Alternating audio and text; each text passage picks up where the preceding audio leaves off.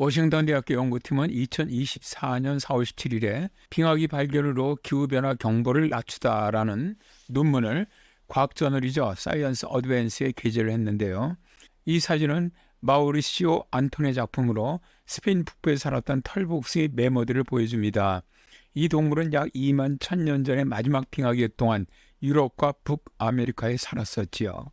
연구팀은 고대 기후 조건을 연구를 하고 기후 민감도에 대한 우리 이해를 개선함으로써 최악의 지구온난화 시나리오의 가능성이 줄어든다고 말하는데요. 대기 중에 이산화탄소가 축적되면 온실가스로 인해 지구는 더 뜨거워집니다. 그러나 이산화탄소의 증가로 인해서 앞으로 정확히 얼마나 강한 지구온난화가 발생할지는 현재도 연구 중이지요.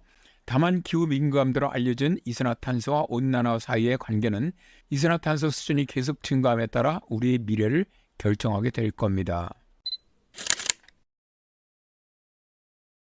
워싱턴 대학이 주도한 새로운 연구는 이산화탄소와 지구온도 사이의 관계를 더 잘 이해하기 위해서 북미의 많은 지역이 얼음으로 뒤덮인 가장 최근의 빙하기를 분석을 했는데요.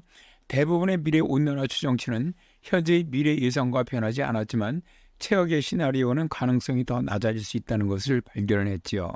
우리의 연구의 주요 기여는 기후 민감도의 추정치를 좁히고 미래 온난화 예측을 할 수 있는 능력을 향상시키는 것이다. 온실가스 수치가 낮았던 고대의 지구가 얼마나 더 추웠는지를 살펴봄으로써 우리는 온실가스 수치가 높아짐에 따라 현재의 기후가 얼마나 더 따뜻해질지 추정할 수가 있다라고 연구팀의 수석 저자인 비스 쿠퍼는 말합니다. 자, 그림을 보시죠. 왼쪽 그림은 가장 최근의 빙하기인 2만 1000년 전에 해수면 온도 지도를 현대의 산업화 이전 온도와 비교한 건데요. 이 상세한 분석을 통해서 북아메리카 빙상위에서 야기된 북극해의 강한 냉각이 지구 전체의 냉각에 실질적으로 기여했다는 것을 보여주지요. 근데 오른쪽 그림은 대기 중 이산화탄소가 2배로 증가할 경우 예상되는 해수면의 온난화가 이전의 최악의 추정치보다는 해수 온도가 약간 더 낮을 것으로 연구가 되었죠. 이들의 연구 결과에 의하면 이산화탄소를 2배로 늘리는 것, 그러니까 전 세계적으로 약 섭씨 2도의 평균 기온 상승이나 가장 가능성이 높은 추정치인 약 섭씨 3도의 온난화 시나리오를 바꾸지는 않습니다. 즉, 현재 예상대로 세기 말에 3도 정도 지구 평균 기온이 상승할 때 예상되는 재난의 결과는 비슷할 것이라는 거죠. 그러나 이산화탄소가 더욱 많이 배출되면서 섭씨 5도에서 섭씨 4도로, 즉 2배로 증가하는 경우에는 현재 예상되는 최악의 시나리오보다는 재난의 결과가 줄어들 수 있다는 겁니다. 다만 현재 지구가 이산화탄소를 2배로 늘리고 있는 가운데 연구팀은 최근 수십 년이 지구온난화로 인한 미래를 예측하기에 좋은 지표가 아니라고 경고하고 있는데요. 단기간의 기후 주기와 대기 오염의 영향은 최근의 추세가 금세기 나머지 기간을 확실하게 예측할 수 없게 만든다는 것이죠. 최근 40년 동안 지구온난화의 공간적 패턴은 우리가 미래에 기대하는 장기적인 패턴과는 같지 않다. 최근의 과거는 미래의 지구온난화에 대한 나쁜 아날로그이다라고 워싱턴 대학교의 대기과학 및 해양학 부교수인 카일 아머는 말하고 있지요. 따라서 연구팀의 새로운 연구는 지구가 오늘날보다 섭씨 평균 6도 더 차가웠던 마지막 빙하기 최대치로 알려진 2만 1000년 전의 기간에 초점을 맞춘 건데요. 빙액 기록에 따르면 당시 대기 중 이산화탄소 농도는 약 190ppm으로 오늘날 수준의 절반에도 미치지 못했지요. 비스 쿠퍼 박사는 고기로 기록은 평균적으로 현재 기후보다 훨씬 더 따뜻하거나 더 추웠던 오랜 기간을 포함하고 있으며 우리는 그 기간 동안 빙상과 온실가스로 인한 큰 기후 변화가 있었다는 것을 알고 있다.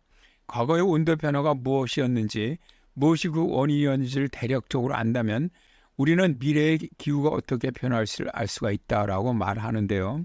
따라서 연구팀은 오늘날의 일기예보 모델과 유사하게 고기후 기록을 지구 기후의 컴퓨터 모델에 동화시킬 수 있는 새로운 통계 모델링 기술을 개발한 겁니다.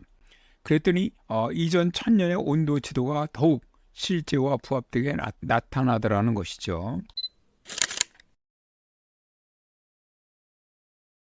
이번 연구를 위해서 연구팀은 해양 퇴적물, 얼음코어, 보존된 꽃가루를 포함한 선사시대의 기후 기록과 지구기후의 컴퓨터 모델을 결합을 해서 마지막 빙하 최대기의 날씨를 시뮬레이션 했는데요.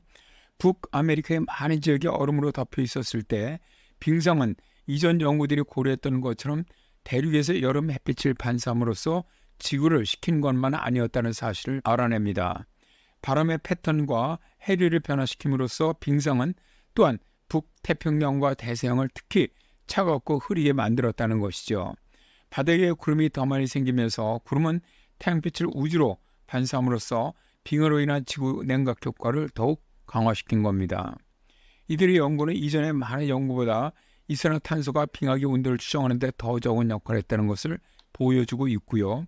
그렇다면 지금까지 이산화탄소 농도가 증가하면서 미래의 지구온난화로 인한 끔찍한 예상보다는 향후 수십 년 동안 끔찍할 가능성이 낮다는 것이라고 말합니다.